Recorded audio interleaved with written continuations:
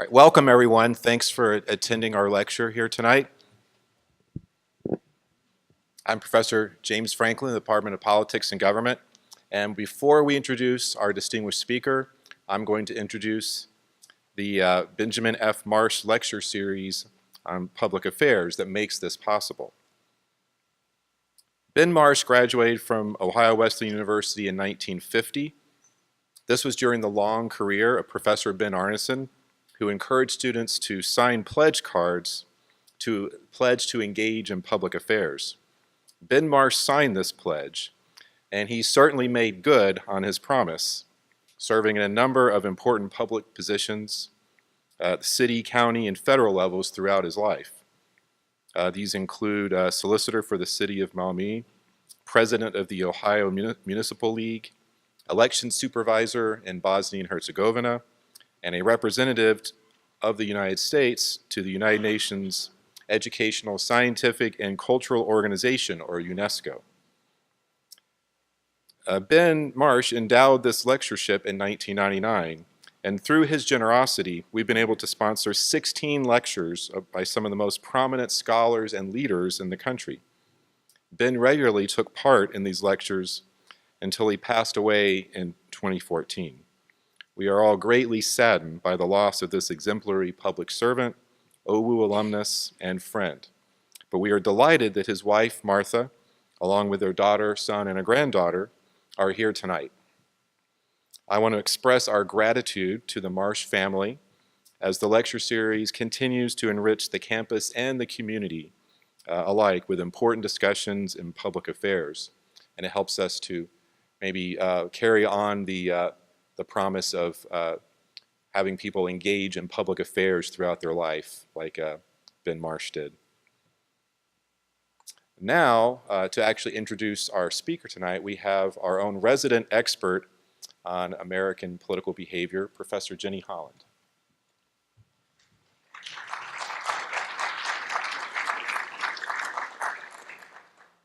Thank you.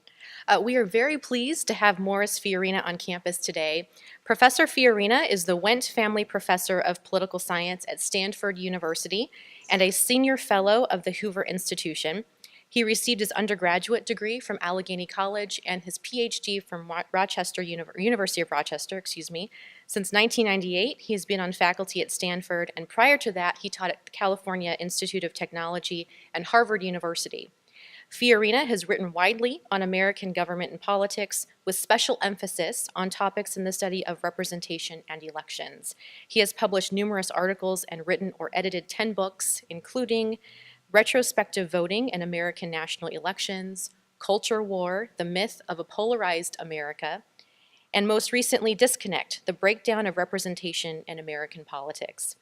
Fiorina has served on the editorial boards of a dozen journals in the fields of political science, political economy, law, and public policy, and has served as chairman of the board of overseers for the American National Election Studies.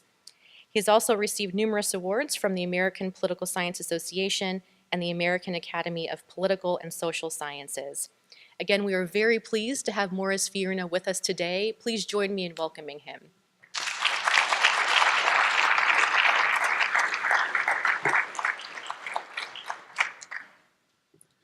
Thank you, Professor Holland. Thank you to the Marsh family for making an event like this possible, and thank all of you who have come out after a grueling day of studying and teaching at a late hour of the day. I asked Professor Holland to lowball the introduction so the lecture wouldn't seem like too much of a come down, but she didn't, so I will try my best not to bore you. 50 years ago, it's an actual number, 50 years ago, I began, let me start this. Let me give you some idea where I'm going so you know how close I am to finishing. I'm going to start out by talking about generally politics in the contemporary United States and attempt to clear up some misconceptions that are out there. Then I'll move to the unstable majorities of my talk and my title, and then try to explain why we're having this electoral instability we've been seeing in the early 21st century. And then I'm going to finish off with just some thoughts on the 2014 electorate and looking beyond what we're facing. Okay, back to the 50-year part. 50 years ago, I started college at Allegheny College, and the first political science course I took, we read a book by Clinton Rossiter, in which he wrote the following.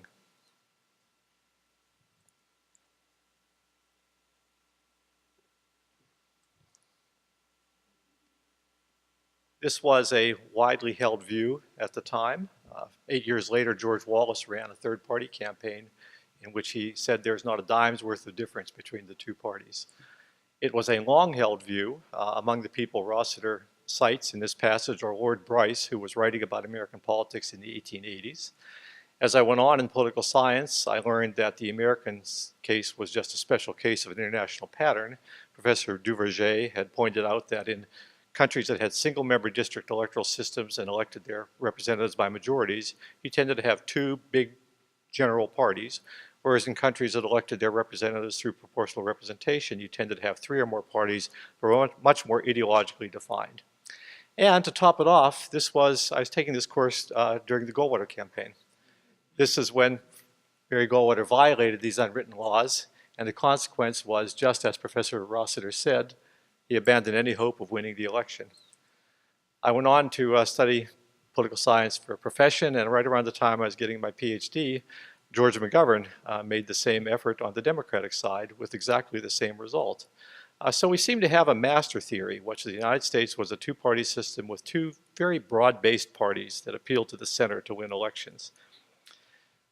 Richard Nixon, after the 1972 election, was interviewed. Nixon was an avowed practitioner of centrist politics. You can find it all through his memoirs.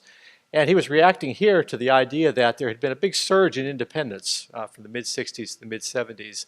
And he said, from now on, the independents are going to hold the balance of power. So that was the conventional wisdom.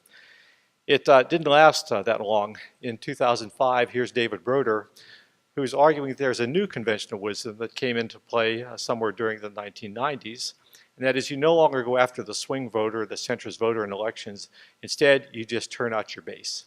You get your partisans to vote, and that's what elections are all about. Why? Well, according to people in the Republican High Command in 2004, and this was exactly the strategy followed by the Bush administration, it was because the electorate had changed. There was no longer any middle in the United States. We simply had two opposing camps. And so you tried to turn out your people for the simple reason there wasn't anyone else in the middle you could appeal to. And you can have this separate planets, two massive colliding forces. And that idea took pictorial form in the classic red-blue map that emerged in 2000, 2004.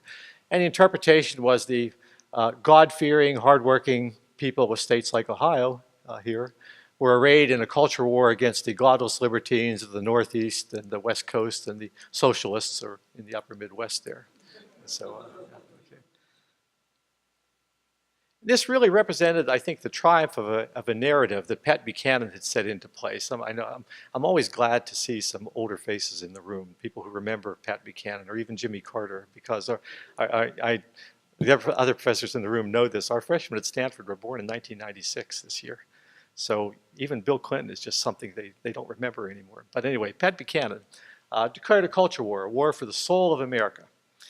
And I think the narrative peaked in 2004.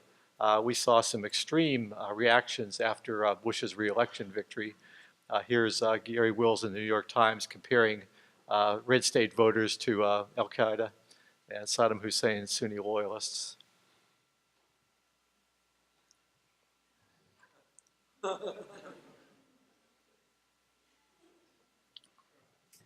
After a few days of this, David Broder said, "Get a grip, people. It was just an election, you know."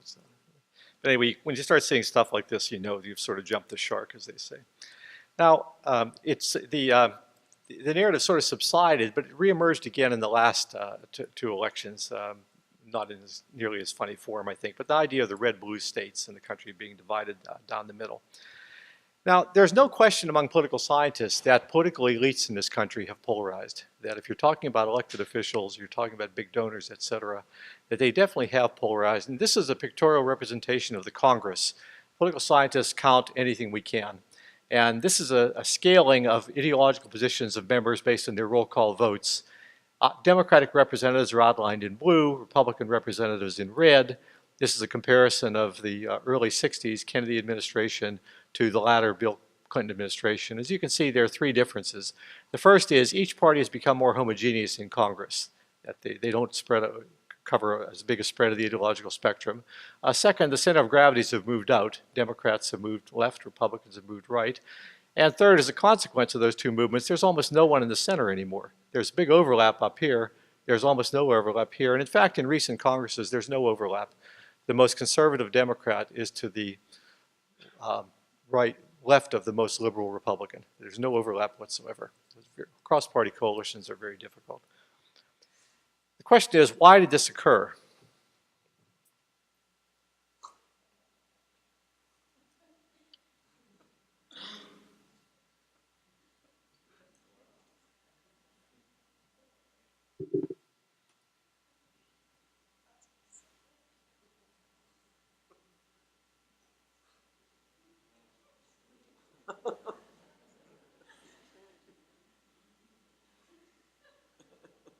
He says yes.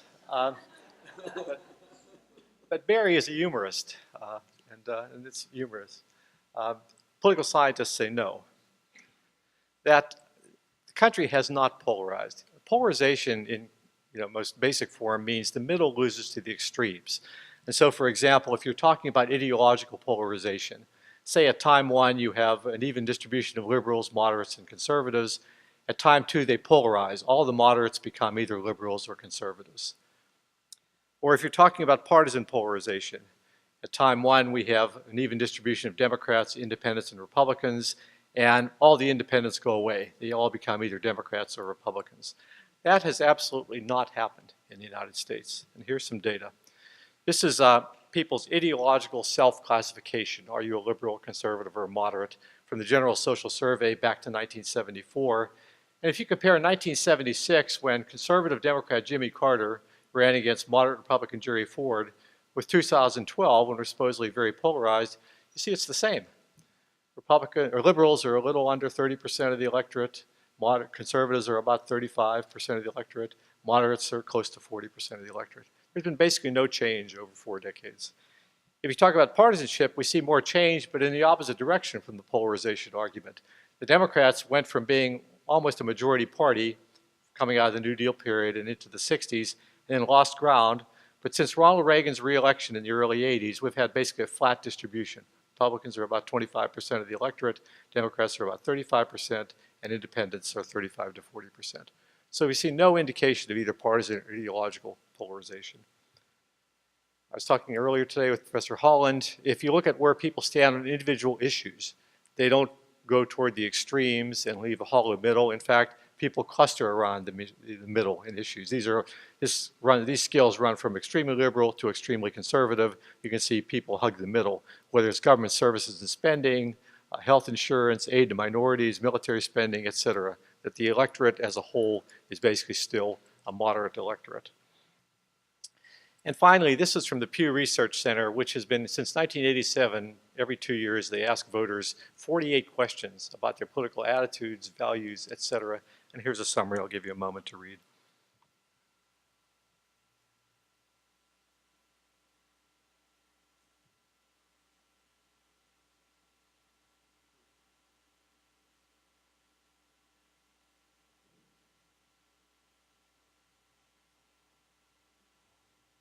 So all the data we have indicates that the electorate looks basically the same as it did more than a generation ago. And yet there's a sense that something really important has changed in American politics, and it has. It's a little more complicated, though, than the notion of polarization. And it's what we call party sorting in political science. Beneath the overall stability we have, the two parties have sorted out in a way they weren't sorted out at mid-century and through much of our history. So, for example, when I was growing up, the Democrats are a slightly left-of-center party, but they have a lot of moderates and even have a conservative wing, mostly in the South. Republicans are a right-wing or right-of-center party, but they have moderates and even have liberals. There are people in the audience my age who can remember when there were liberal Republicans. Now, at time two, the Democrats have shed their conservative wing, the Republicans have shed their liberal wing, and now the parties are definitely a liberal Democratic Party and a conservative Republican Party. But there are still the same number of liberals and the same number of conservatives, the same number of moderates in the electorate. It's just they're now very well sorted into the parties, and the middle has no home in either party. The middle is simply a minority in either party that has to be sort of dealt with and tolerated, but it loses out in intra-party battles. If you like pictures rather than words or rather than numbers, here we have an overlap, two unsorted parties, And by time two, all the liberal Democrats have gone over the Republicans. Liberal Republicans have gone over the Democrats, resulting in two very neatly sorted parties. A number of processes underlie this, by the way. You can change your party. If you're really so committed to, say, abortion, you can change parties.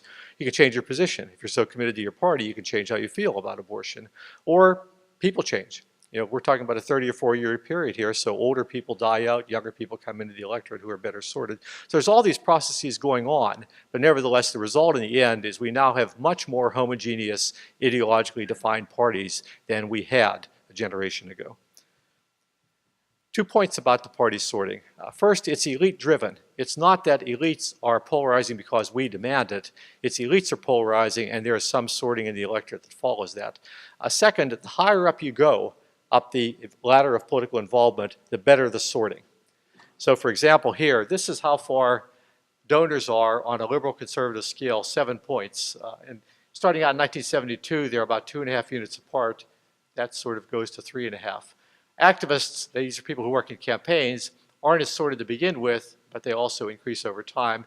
Voters are less sorted still. And just to give you a striking example, one other thing, donors are a big part of this picture, clearly, and they're becoming more important. This is from a 35,000 person survey, congressional election survey. And as you can see here, the ordinary people who don't give money in congressional elections didn't do this in 2012. They're sort of tilted toward the liberal side, but it's a unimodal distribution. Whereas the donors, both small donors and big donors, are highly polarized. They're either liberal or conservative. And there's a lot of more data coming out and a lot of good research going on which suggests that donors are a big part that's driving this party sorting process. Okay, take a look at abortion. Now the party platforms diverged in 1972. The Democrats began taking a more choice platform, the Republicans more pro-life platform. Yet here are not just Democrats and Republicans in the electorate, here are strong Democrats. People say, I am a strong Republican, I am a strong Democrat. As you can see, in 1980, they still haven't gotten the word yet. They're still almost no different, and as a matter of fact, the strong Democrats are more conservative than the strong Republicans. This is because there's still Southern evangelicals in the Democratic Party at this time. Now, by recent times, 2012, they have sorted a lot, but I think people would be surprised at some of the numbers up here. Now remember, the party platforms in 2012, you think about this, the Republican platform said never, no exceptions. That's what it said. 22% of strong Republicans say it should always be a personal choice. Would you have imagined that 1 out of 5 strong Republicans would still be extremely pro-choice? The Democratic platform said anytime, any reason. And yet arguably 26, 1 out of 4 strong Democrats don't agree with that platform. They say possibly never, or certainly only in these more extreme cases. So even the strongest parties in the electorate, the ones who turn out all the time, still are not as well sorted as the activists, as the donors are, and as the candidates are as you go up. Most Americans are like what I like to call normal people. And normal people are people whose lives do not revolve around politics. Normal people are out there working, raising kids, etc. Normal people are uninformed about issues for the most part. Healthcare, 3,000-page bill. I mean, you know, how do we sort of follow the debates? They're confused about what to do about issues. They're ambivalent. They're pro-choice and they're pro-life at the same time. They are not extreme in their views. And this is not a criticism by any means. This is why we have representative government. We elect professionals who are supposed to be not confused and to be informed. They aren't always that way, but that's why we have representative government. But this is how normal people are. They are pragmatic. They're not ideological. There aren't many people in the United States who walk around saying it's always free markets or it's always central planning. It's, well, what's going to work? What's the nature of the problem? What are the things that are likely to work, to pay off here? Just to talk a little bit about the difference in how unrepresentative the political class, the activists, the donors, et cetera, are relative to the rest of us, let's take a look at just how much ordinary people follow politics. There are about 230 million voters, eligible voters in the United States. And by all accounts, people were unusually interested in the last election. The debates drew more viewers than ever before. Florida debate, for example, drew 5 million voters. Now that's about 2% of the eligible voting electorate. Some of my liberal colleagues get really upset about O'Reilly and Fox News and shows like that, and I say, don't don't let your blood pressure go up. O'Reilly is the highest rated show on cable TV. It gets about 1% of the eligible voters watching it every night. Fox News, same thing. Some of my conservative colleagues think Rachel Maddow should be tried for treason, or at a minimum have her Stanford degree revoked. I say her viewing audience is 1/8% of the eligible electorate every night. Yeah. The Daily Show, 1.7.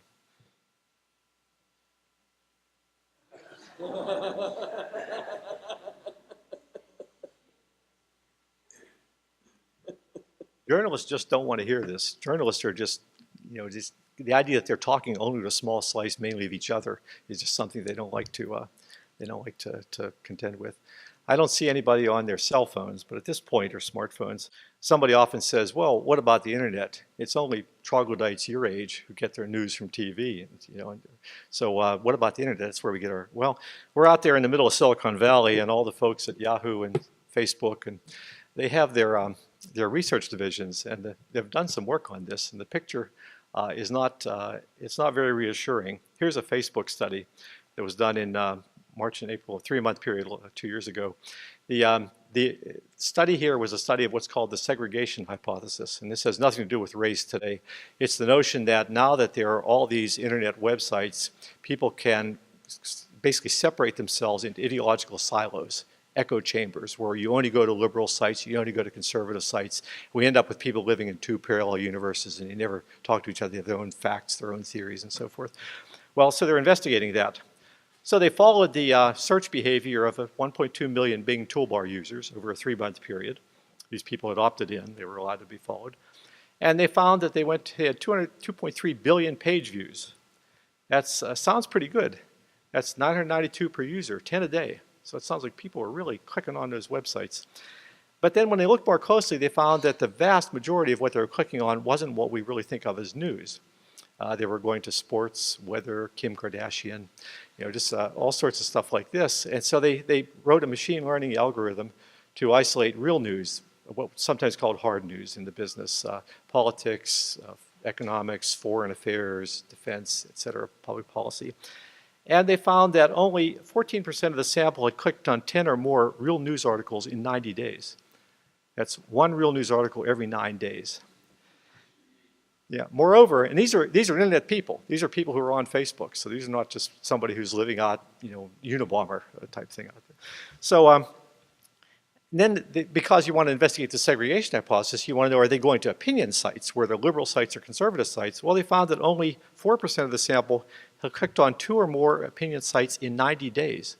So think about this. 96% of all the people they were studying read no more than 1 Paul Krugman or George Will article in this whole period, maybe 0 or 1. And so they concluded that while there might be some potential for this ideological segregation to occur, people just consumed so little news that there was almost, in a sense, no practical way this was going to happen. And there are a number of studies like this which suggest the real problem in America is not that people get biased views, they don't get any news. That basically there are so many opportunities now to avoid news altogether that you basically take these other opportunities rather than tuning into what we call hard news. Okay, that's gone.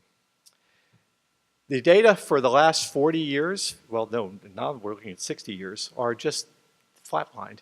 Even though it's much easier to give money in a campaign now, the proportion of people, because of the internet, the proportion of people giving money in campaigns is about the same, 10%.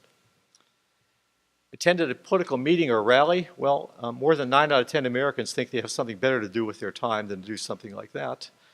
Actually work for any party or candidate, 19 out of 20 Americans think they have better things to do with their time than to do that. And again, just to emphasize the flatness of the lines from 1952 onward, that basically this is the way it is. This is the American electorate, by and large, unengaged in politics, except when it comes time to actually have an election. And the debates always surge. And I liken the debates to sort of the period before final exams with students. That, they blow off the whole term, and then they realize the exam's in 3 days, I got to study.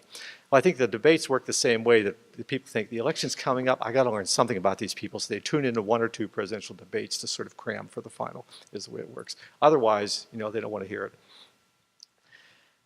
Okay, now I want to turn, with all that as background, to talk about the institutional instability, the electoral instability in my title.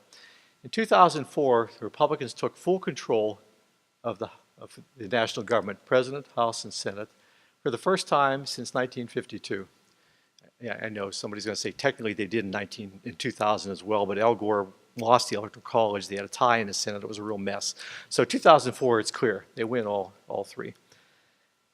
In the aftermath, some Republicans hoped and some Democrats feared that Karl Rove had succeeded. He had created this new Republican majority, the culmination of the Reagan Revolution, a majority that would last for a generation. It lasted 2 years. In 2006, in George Bush's words, they took a thumping. They lost the House, 30 seats. They lost the Senate. They lost gubernatorial races, state legislatures, state legislators. So this was a whole bad thumping. 2006. So we got divided government. 2008, the Democrats won full control of the national government, all three branches. And James Carville, a Democratic Politico, published in May of 2009 this book. Generations just aren't what they used to be when I was growing up. In 2010, we had what President Obama called the shellacking. Amazon discounted Carville's book 60% right after the 2010 election. They lost 63 seats in the House. That was the largest midterm loss since 1938. They lost the Senate. They didn't lose the Senate. They ran some really flaky candidates and blew some races. Governors, the Democrats lost. Chambers, 700 state legislative seats went to the Republicans. 2010, 2012 was the same thing, the first election in which things didn't change in a while. The Republicans were bitterly disappointed they didn't capture the presidency when they thought they could after 2010. And then in 2014, and people didn't quite see this coming, there was another shellacking. In this case, the Republicans did take the Senate finally, but by a considerably bigger margin than most forecasters expected. Although they only took 12 seats in the House, it's because they're getting sort of near their theoretical maximum. This is the largest number of seats the Republicans have had in the House since 1928, since Hoover's election. The Democrats have been pushed back to their impregnable strongholds, the cities, the majority-minority districts, the university towns. So, I mean, this is really a several generation wipeout. The Republicans were expected to lose governors. They actually won 3, all in blue states. They won 11 more chambers and 300 more legislative seats. People looked at the legislature say this is the Republicans have never been stronger in the legislature since 1920s, and possibly ever. It's just we don't have as good a data back in the 19th century. So aside from the presidency, right now, the Democrats are in big trouble, and I think it's not fully settled into people. It's funny, the Democrats are still the odds-on favorite in many cases to win the presidency, but everywhere else, they're in deep trouble. So, just to sum up, talking about unstable majorities, we had 4 straight elections in which we had a different pattern of control, 5 out of the last 6 elections. We went through the entire 20th century without seeing anything like this. You have to go back to the late 19th century, the period of the late 1880s, the early 1890s, to find a period of electoral instability like this, that where neither party can manage it. They win, and then they can't hold it. They just keep losing it. Why? Well, the argument I'm making is that there are 2 things that have come together. We have a very closely divided electorate. We now have an electorate that's basically 1/3 Republican, 1/3 Democratic, and 1/3 independent. There are more Democrats, but more independents, more Democrats than Republicans. But you take a kind of turnout, it's almost even on average from election to election. So nobody has a majority. We have very sorted parties now. You have a liberal Democratic Party and a conservative Republican Party. And the result is they overreach when they win office. And by overreach, it's not a moral judgment or an ethical judgment of any sort. It's simply a term I use to say you govern in a way that alienates the marginal members of your coalition. You don't have enough people to win on your own. You have to win the center. But then once you get in office, you say, well, the hell with the center. You know, we're going to govern the way we want to. And then the center in the next election says, well, that's not what we voted for. And they go to the other side. And so that's what I mean by overreach. And it's nothing new. And just remember, this is what I'm going to say, though, is party sorting has made it endemic, that it's almost hard to avoid now. So Lyndon Johnson arguably overreached significantly from 64 to 66, and they took a 47-seat loss in the House. And I think most people would say what he did was good. I mean, you think about the Voting Rights Act, the Civil Rights Act, et cetera. Nevertheless, there was a political cost to be paid, that both in the South and in the white working class in the North. On the other hand, the Great Society programs, the model cities, et cetera, all that contributed to a backlash.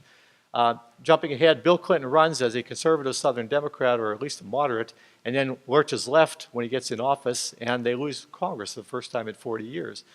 Newt Gingrich doesn't learn the lesson that Clinton just learned.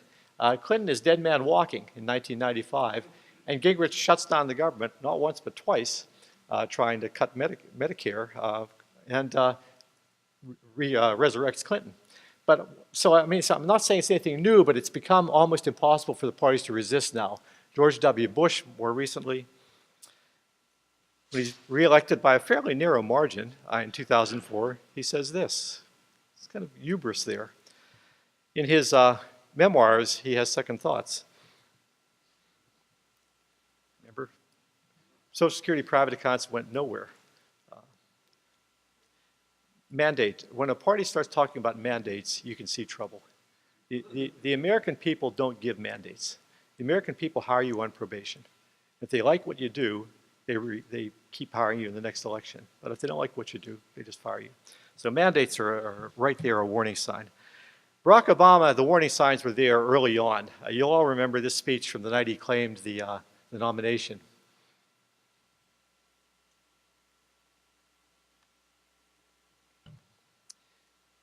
If I'm Axelrod, I'll say, why don't we put a period right there and cut out all that stuff at the end? We don't want to set the bar too high for what we're going to accomplish out there.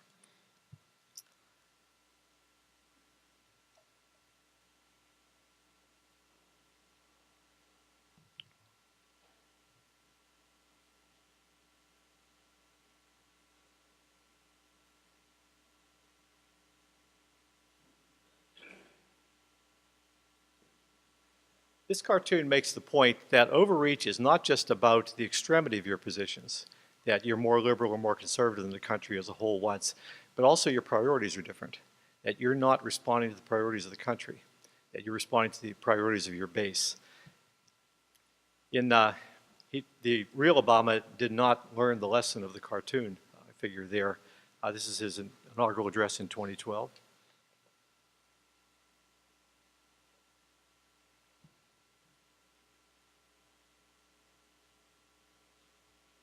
All worthy goals, depending on your political point of view, certainly if you're a Democrat. But the Pew Research Center had gone out 2 weeks earlier and asked the question they always do before every inaugural address: what do you think the priorities of the President and the Congress should be in the coming year? What should they work on? And here's what the American people wanted to work on: better economy, better jobs and jobs for their kids.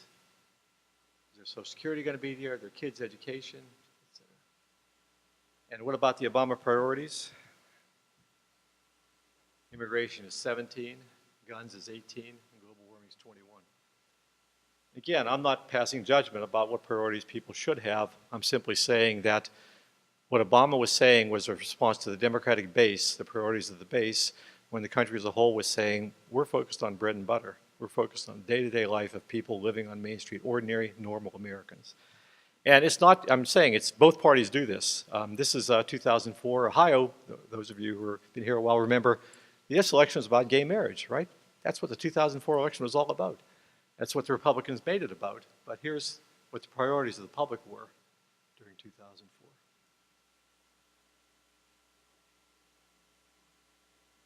So there's a disconnect between what the American people want to see their government working on, what they want to see progress on, and what the parties try to do once they get in office. So they take more extreme positions that you like, and they work on things you don't care about, and they don't do anything on the issues you do care about. The marginal members of a coalition are the independents. I mean, as we say, there's maybe 33% out there Democrats and 33% Republicans, not all of whom are diehard partisans. Some of them are pretty weak partisans. And this is a big category. They're not all ideological centrists. They're not all, basically, some of them are inconsistent. They like the Democrats on one set of issues. They like the Republicans on another set of issues. Some of them are alienated from both parties. We just like to see a third way of some sort. Some of them are just totally indifferent. They just don't care about politics. But what they all have in common is they're volatile. They're not committed. And so they can swing back and forth in a way the hardcore partisans don't. They are increasing in number. That Gallup publishes a report every year, and the last report said they're hitting an all-time high, 42% of the population. They're also hitting, this is also showing up with voter registration around the country. People are registering as declined to state, independent, whatever term an individual state uses. And Obama, independents became disillusioned with Obama after 1 year. This is when he's elected. He has a 60-20 approve, disapprove. And after watching Obama for just 1 year, independents are more disapproving than they are approving. And it's continued that way throughout. Obama, in every battleground state in 2012, Obama did worse than he did in 2008, but won. And generally speaking, you win the presidential election by carrying the independents. You're going to carry your own people. So above the line is the vote, independent vote for the winner. There's the 50-50 mark. As you can see, there have been 3 exceptions since the war. These exceptions, this is Nixon Kennedy in 60 and Carter Ford in 76. And both of those are extremely close elections. They're also a time when there were more Democrats. The Democrats could theoretically win an election with only Democrats back in those days. They can't anymore. And then Bush somehow pulled it off in 2004, even though, so he's the only one in modern times who has basically managed to win an election without carrying the independents. And in the House elections, they're the ones who account for these big switches. That here's the Reagan Revolution. This is Republican, Democratic, above the line, below the line. Reagan Revolution, the 1994 takeover. Here's the thumping, where they hit the Republicans 17 points in 2006. And here's the shellacking, where they hit the Democrats 18 points in 2010. This is a 35-point net swing between 2 midterms. I can't recall ever seeing any particular group swing 35 points between 2 midterm elections, 4 points apart. So they're accounting for this volatility out there. One thing that's happened as elections have changed in more recent years is we've gone back to a renationalization of congressional elections. Many of us grew up in this period, this Tip O'Neill period of all politics is local, where people split their tickets right and left and just, vote for Reagan for president, Democratic representative for Congress. We're now back to what's historically been a more common pattern, which is you don't split your ticket. And the reason is party sorting. If all the Democrats look alike and all the Republicans look alike, why split your ticket? In the old days, you might be able to vote for, say, Ronald Reagan and a conservative Democrat. But you can't do that anymore because all the Democrats are liberals, essentially. And the same thing is true on the Republican side. So how you vote depends on just simply which party is closer to you. And this is shown, this is one of the most striking indicators. This is the proportion of congressional districts that split the outcome between House and President. And here is Nixon, here is Reagan. So close to 45% of the country, of the districts, are split. They have split majorities. They're voting for one way for president, one way for Congress. That has steadily plummeted as the parties have sorted in the late 20th century, down to where it's only 5% now. Now think about the incentive effects for people in Congress when you have it, and the legislatures too, for that matter. If Tip O'Neill, well, people say nowadays, why are the Republicans just opposing everything Obama does? Well, part of the answer is because they can. That would not have been possible earlier. Supposing Tip O'Neill in 1985 comes to his caucus and says, I want to oppose everything Reagan does. The Democrats are going to stand opposed to everything Reagan proposes. There would have been 113 Democrats in his caucus who said, wait a minute, Tip, you can't do that. This guy carried my district. I can't just oppose everything he proposes. If Boehner comes to his caucus and says that, there are only 16 Republicans who are cross-pressured like that. There are only 16 Republicans in Congress today who came from districts that voted for Obama. So as the parties are sorted out, basically you run no risk opposing the president or supporting the president, depending on your party, that basically,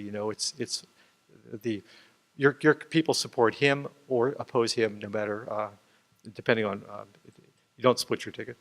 And the most striking indicator of this, I'm working on a little article on this. If you had to predict how a congressional district was going to vote, and you had a choice of 2 pieces of information, one of them is how the congressional candidate in that district did 2 years earlier.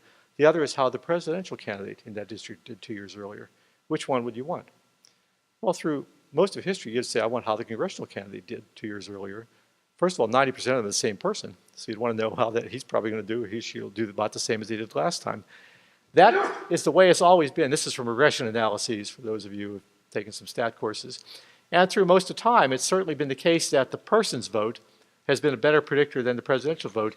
It reversed here, and I haven't done the diagram, but it's continued. So it is now, you can now predict the outcome of the congressional district vote better by looking at how the presidential candidate did the previous 2 years than how the member of Congress themselves did the previous 2 years, which indicates elections are swinging back and forth based on national factors.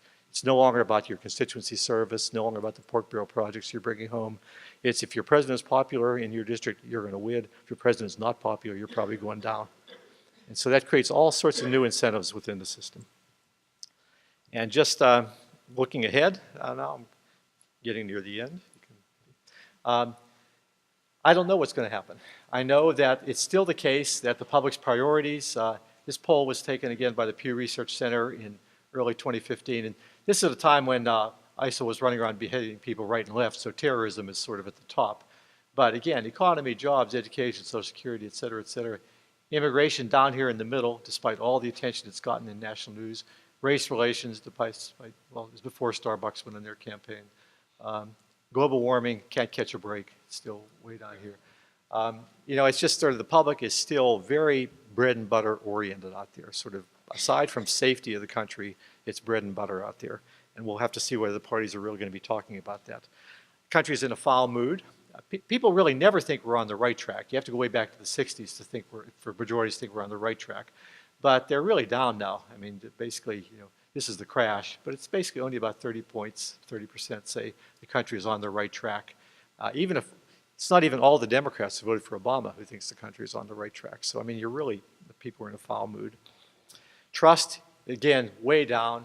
People recover a little bit during Reagan's period, recover a little bit here during the balanced budget, no external enemies. But again, we're only a little over 20% here. So sort of in a sense, an electorate that's apprehensive, who feels like the political system is not doing its job. It's an electorate that's lost confidence in national institutions. Everything has gone down, and yeah, Congress has now slipped below everything, below HMOs, below banks, you know, that basically, George Will says, who are these 10% who still have confidence in Congress? You know, just sort of these people delusional. But yeah, it's just things are, you know, the country, it's tough to govern under these circumstances. And one of the funny things about the elections, again, Pew Foundation asked this election after every race, and people were basically happy when they tanked the Republicans or Democrats in 1994, and they're basically happy again when they whacked the Republicans in 2006. But the last two elections, they aren't. It's almost as if they're saying, you know, this really hurts me as much as it hurts you, but you got to suffer for what you did. It's sort of like, you know, so I mean, even the fact they're re-electing or they're wiping out the Democrats in Congress and the legislatures, they're not happy about it. It's just sort of something that has to be done because you're not doing your job. You know, that's I think what we're seeing here. We're not seeing even though the Democrats are in really bad shape, I don't see any sort of embrace of the Republican Party. It's more or less the Democrats are driving people away rather than the Republicans are capturing them. Some of my colleagues have gotten so discouraged by looking at and if you spend your days looking at data like this, you can get discouraged about the state of the country. But some of my colleagues, and I don't know if any of the students read Mann and Ornstein's book. It's even worse than it looks. Okay, Tom Mann, Norm Ornstein have written this book, and they've really just sort of thrown in the towel.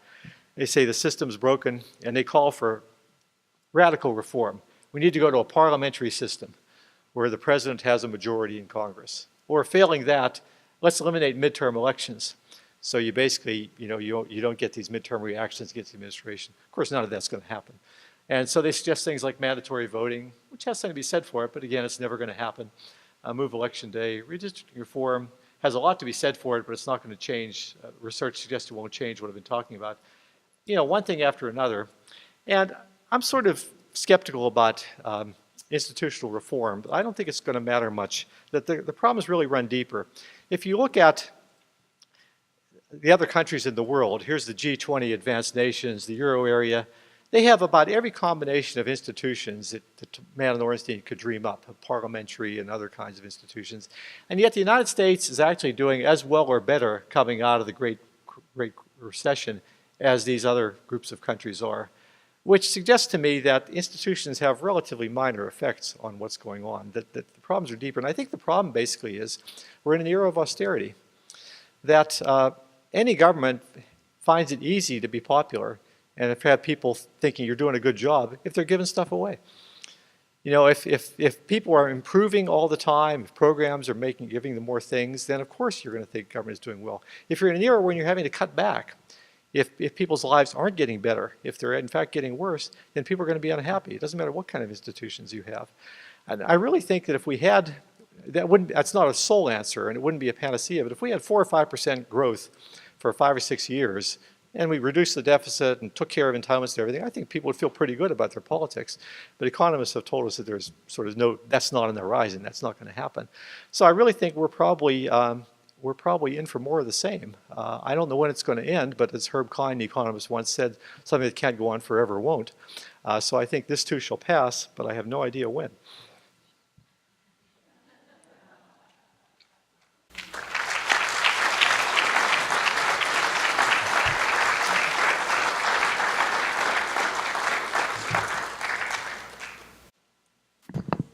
All right, well, thank you. We'll go ahead and open it up for a question and answer session. And I thought I might try to get us started off by asking a quick question. As you were speaking, I was immediately thinking about trust and looking at what's going to happen to levels of trust overall. And I wonder, given that you see that these candidates are kind of overreaching for each, in each election to try and capture the independent voting, block, to try to win and get enough of a majority temporarily. If you think that maybe levels of trust would decrease more quickly among independents versus Democrats and Republicans in the electorate, because you have that overreach and then they run back to the right or to the left when they go to implement policy. As we say in the business, that's an empirical question. And we can actually go back and look at that. I don't know if anybody, the person who's done the most work on trust is Mark, I can't think of his name, but I wonder if he's separated out into Democrats, Republicans, and Independents. And we know a little bit. We know that when a Republican wins, Republicans are a little more trusting. When a Democrat wins, Democrats are a little more trusting. But the long-term trend has been down. And I wonder if Independents just have a pox on both your houses kind of view. But it'd be easy enough to look at. Mm-hmm. Okay, we'll open up to other questions from the audience. Yes. You commented only in passing about redistricting. Mm-hmm. Where is the possibility that redistricting reform could change the polarization? Yeah, what I said was the research suggests there's very little effect. That by redistricting, you can certainly change the number of competitive and safe seats. But the research suggests that it doesn't matter whether you come from a competitive or safe seat, you're extreme. That there's no difference between the voting behavior of members who come from competitive districts versus safe districts. And the reason probably is just primaries. That even if you're in a competitive district in the general election, you're still going to be facing an extreme base in your primary, whether it's liberal or conservative. And so you got to sort of tack right or tack left in the primary. And nowadays you can't flip-flop. You can't. There's too much on the record, and so you got to stay there. Can I follow up? Yeah. I think it was in 2012 that there were more people that voted for Democrat representatives to Congress in Ohio than voted for Republicans. But the Republicans got 12 of the 16 seats. Yeah. So it certainly would make a difference in the balance of power in Washington if the redistricting was fair. Well, you're right, and it was also true nationally. The Republicans got fewer votes nationally than the Democrats, but that's not redistricting. There's been a lot of research on this, and it's not just in the United States, it's true around the world, that the problem the parties of the left have is their voters are more concentrated. That parties of the left tend to be based with industrial workers who sort of all live in industrial areas. Nowadays it's minorities who are clustered. And parties of the right are spread out, farmers, et cetera, suburbanites. And so I have some colleagues, younger colleagues of mine who do mapping stuff, geospatial stuff, have done, for example, computer simulations. If you take a state like, well, it could be, I'll have to ask if they did Ohio, I know they did Florida, and just have the computer draw the districts at random, subject to the fact they have to be connected and they have to be reasonably compact. And something like 497 simulations out of 500 in Florida, they ended up the Republicans having more seats than votes. And it's just because the Democrats are concentrated. So the Democrats waste a lot of their votes. That the Democrats will win seats by, well, in the cities, Democrats will run unopposed. They'll win 90 to nothing, you know, whereas Republicans tend to win 60-40. And so if you could figure out a way to make the Democrats spread out across the country, redistricting would take care of itself. But not that, I mean, gerrymandering can make it worse, but nevertheless, you would have to basically take cities and make them wedges. You'd have to basically draw, you divide the central cities into wedges with the surrounding Republican countryside. But then the problem when you run into there is then you're dividing majority-minority districts. That the courts, in a sense, have contributed this in the civil rights groups because they've said where you can draw a majority-minority district, you have to. And so it prevents you from dividing up minorities into and sort of using them to dilute the Republican suburbs. It's a complicated thing, and in redistricting, there's a lot. I mean, it's an ugly process, and it's unfair, and I think we should have redistricting commissions, and we're the only country in the world that lets legislatures draw their own districts. But nevertheless, it wouldn't be a cure-all that the media thinks it would be a cure-all for these problems. What about the impact of the Supreme Court's ruling on anybody, corporations or individuals, any that get away for a while? I think it doesn't help, but I mean, I think most political scientists' view of campaign finance is every time we do something, we create another problem. You know, we created PACs through the ones in the 70s. We created soft money when we tried to deal with PACs. We created 527s. We created super PACs now. And so I think most people are coming around to just sheer disclosure is the only answer. That, I mean, Dave Barry, the humorist, says we ought to have candidates be like NASCAR drivers. They should wear sashes that say, you know, Bank of America, you know, UAW, et cetera, just so you know where. And there's no reason in an internet age why contributions can't be immediately posted. And there's no shortage of money in politics at this point. And it's one of my old professors used to say, candidates say, they say 75% of what I do in the campaign is useless, but I don't know which 75%. And I think that's the case with money. It's not the case that running 50 more ads out of 1,000 in Iowa or Ohio is going to get you anything, but just it's overkill. And it's just sort of they're caught in this arms race thing where they have more than enough. So I think probably disclosure is the only response to the situation. Whatever the Congress tries to do, and they always try to do things that don't hurt incumbents, of course, is then the courts always throw a bombshell of some sort or another, and then lawyers are always bright enough. So you just end up getting this sort of mess we've been spiraling into for 40 years now. Yes, sir, here, and then Professor King next. I'm concerned about global warming. I see that it went very low as a concern. And I'm concerned to know if the science is true, we're going to be hit with it sooner, not my generation, certainly my grandchildren. And you see, we're only being concerned about issues that are immediate in front of us. Right. And we have, this kind of issue hits it really hard in front of us, so it's late. Yeah, that's human nature. Yeah, they'll start worrying about it when it's here.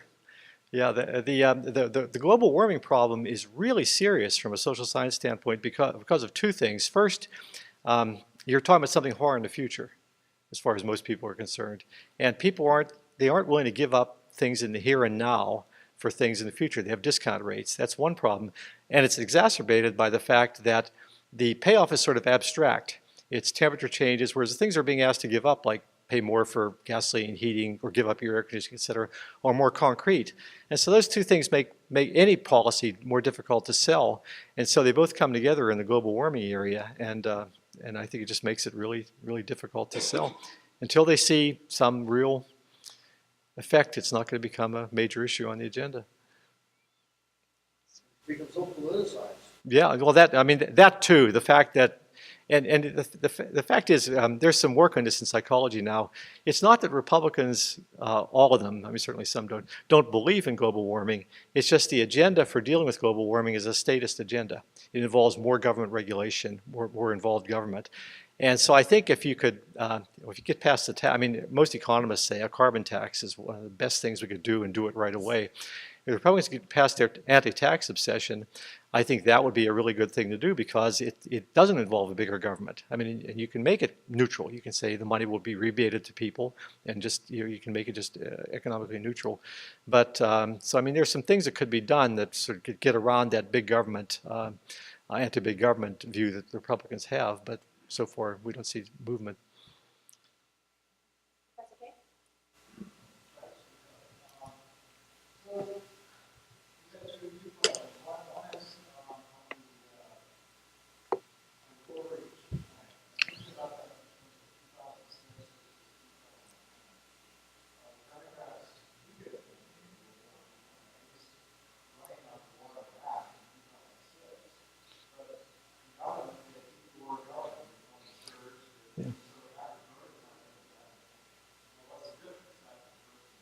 Yeah, yeah. A lot of that had to do also with failure, perhaps, to turn out a case or turn out a case. And so at some point, this disconnect also turned on. Holding off enough to do that. But I was just wondering, Yeah. maybe it's possible in 2010, this failure was actually pursue policy goals that were reaching these. And then also we see in public opinion surveys, this is the second part of the question, that it seems like, for example, on the drug registration, that costs 90% wanted background checks, but they only did the drug trial. Why was the tipping point where it's so overwhelming these actions based on it, and then no response whatsoever from political leaders? Yeah. You see something, the flip side of it, you could not go to board in Syria. It's Congress found out only about 90% support. Yeah. And all of a sudden, they were like, no, we can go to war. Yeah. Are they being effectively responsive to this? Yeah. Or is the overreach? Yeah. Yeah.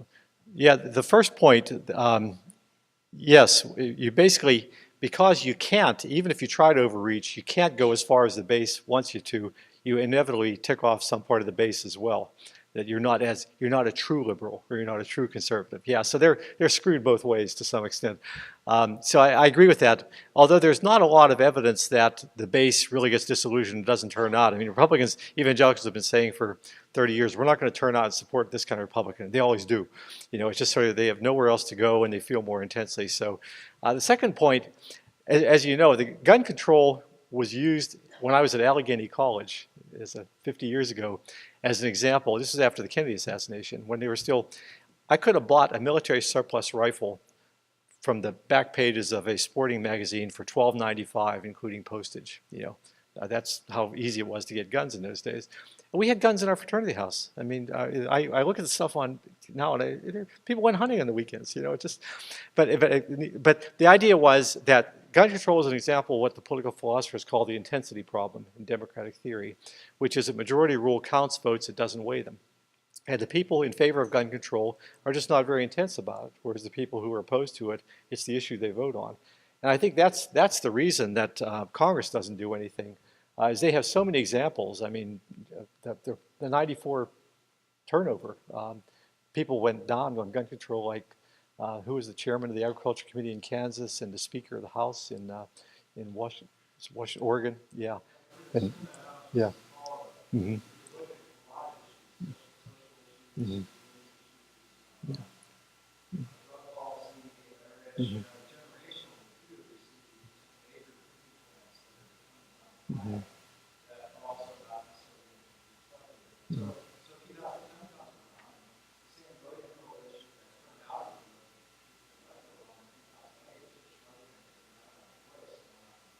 A little bit. I mean, the demographics do change, but not enough to account for the. You saw the 17-point swing in the yeah.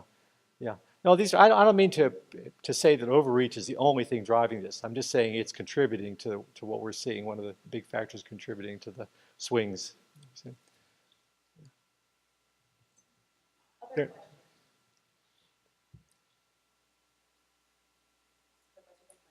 there any indication that some significant portion of the public actually like divided government or want divided government? Yeah. If you ask them on surveys, they say they like divided government. But if you ask a little more sophisticated survey question, you find that Republicans want to have a unified Republican government, then divided government, then a unified Democratic government. And with Democrats, it's the opposite. You know, so where you stand depends on where you sit, as they say. And I think there are times when it's higher and lower. And I think at a time when they think neither party just has the answers, I mean, it's sort of a sad commentary saying a government that can't get anything done is preferable to a government that gets the wrong things done. You know, which is, I think, to some extent the position we're in. Yeah.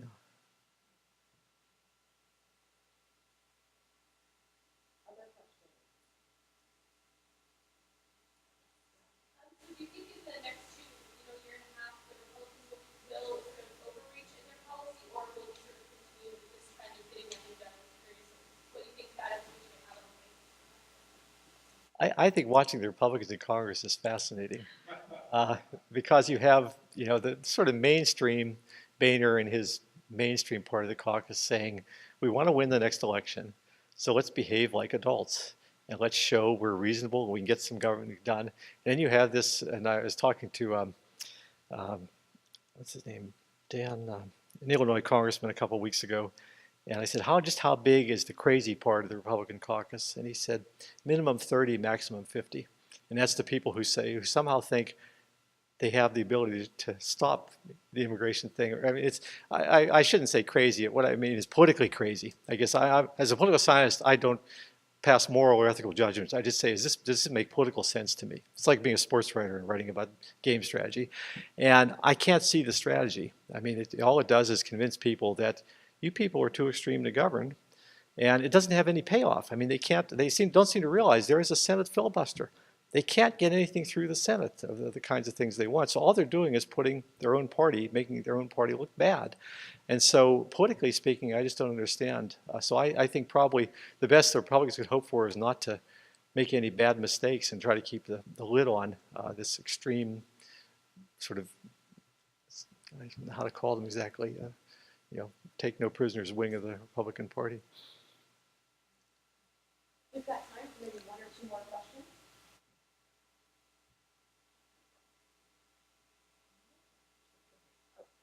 Given the demographic trends, both death of birth and with ethnic trends, what does the Republican Party have in the future? Yeah,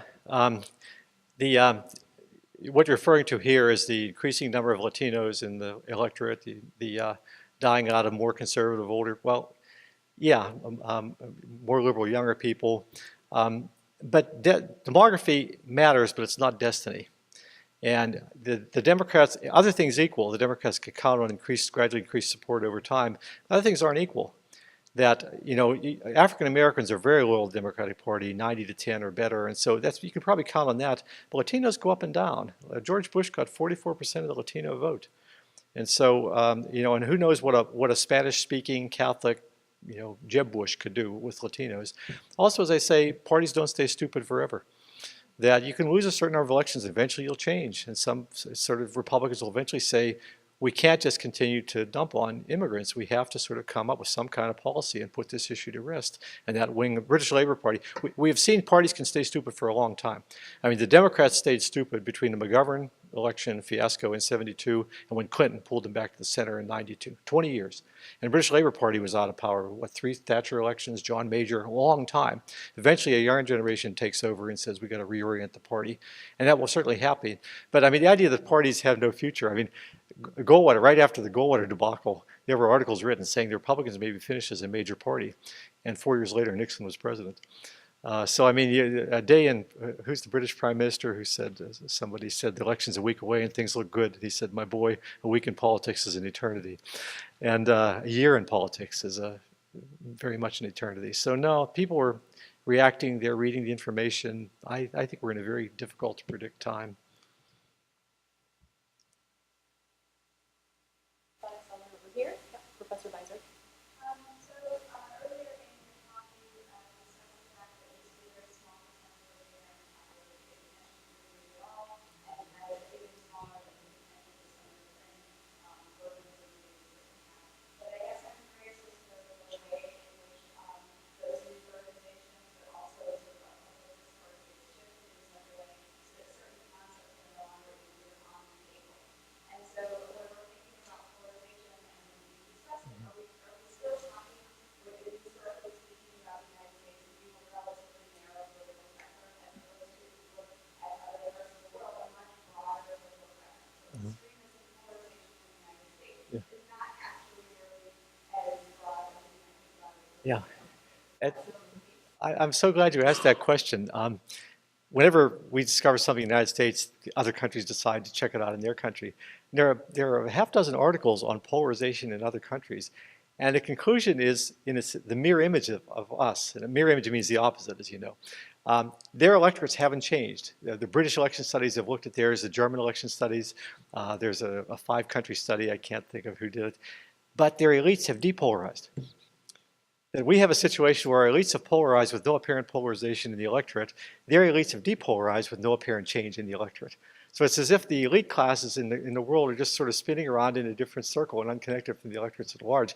Now, one possible explanation that they've offered, and it's different from the US, is that the rise of what are called the far-right parties in Europe, and a far-right party in Europe basically means you're anti-immigrant. And so the mainstream parties, they argue, have been forced to come closer together in order to fight the threat of the far-right parties. So there may be a factor at work here. It's just not at work in the United States, at least yet. But it is interesting that the comparative work suggests that now the United States two parties are farther apart in many cases than the classic Christian Democrats, Social Democrats in Europe. Whereas when we were 30, 40 years ago, the question was, why do we play between the 40-yard lines and they play between the goal lines? Yeah. All right, do one more question?